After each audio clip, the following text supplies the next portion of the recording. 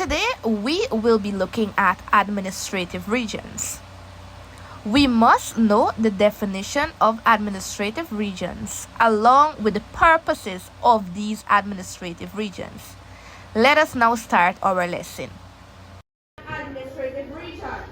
So before we get into the topic, we need to know a definition of it, because before you start anything, you should know what it is. So for the definition of administrative regions, we have administrative regions are official areas into which Guyana is divided for the purpose of governance, management, planning, and service delivery. So when I say Guyana is divided, what do I mean by that? What's the word divided? What do you mean by that? Guyana is divided into administrative regions. That's the issue. Divided. So Guyana is divided into how many administrative regions? How many? It's not one part. Guyana is divided into many parts, which is 10 parts. Good. So we did not just decide to split Guyana up or divide it for no reason at all. We have reasons as to why we divided Guyana into administrative regions.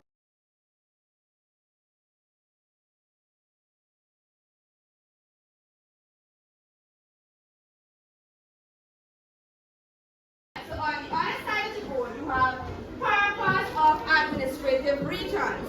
So the first one you have to decentralize government so decisions can be made closer to people. So in simpler terms, to decentralize government so decisions can be made closer to the people, this means the government is not controlled only from Georgetown. Instead, each region has its own leaders who can make decisions for that area. This helps issues to be solved faster because leaders live closer to the people they serve. Second one, to help government plan and manage resources in each region. As you know, each administrative region, they have their own resources. Isn't that so? So not all regions would produce rice, not all would produce bauxite and those other things. Each region has what it is responsible for. To help government plan and manage resources in each region. Every region has different resources such as forests, minerals, farmlands, and rivers.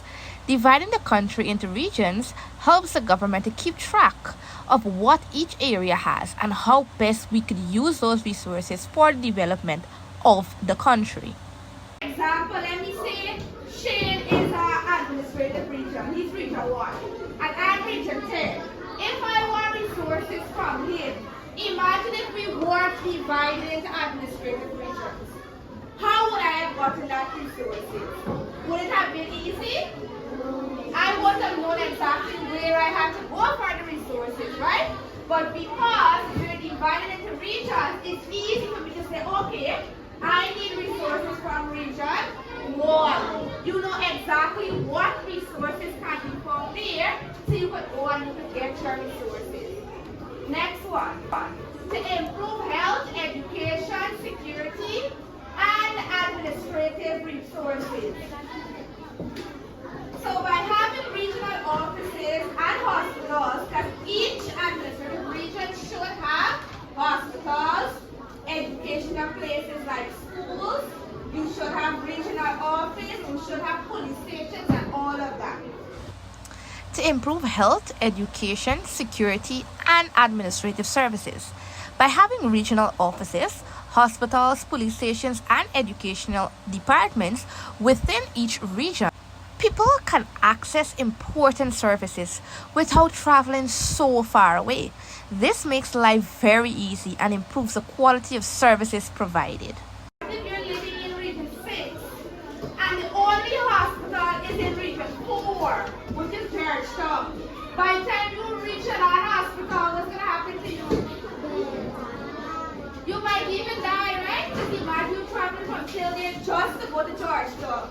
So what they did, they created schools, hospitals, they created police stations, all of those things, and they situated them into each administrative region to ensure that you don't have to travel too far. Understand so far?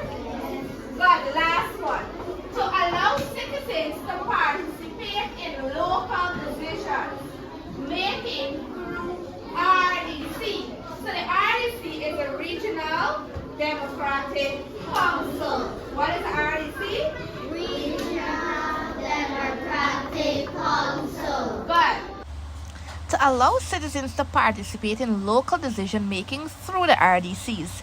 Each region has a democratic council where citizens or residents can share their concerns, vote for leaders, and help guide how the region should be developed.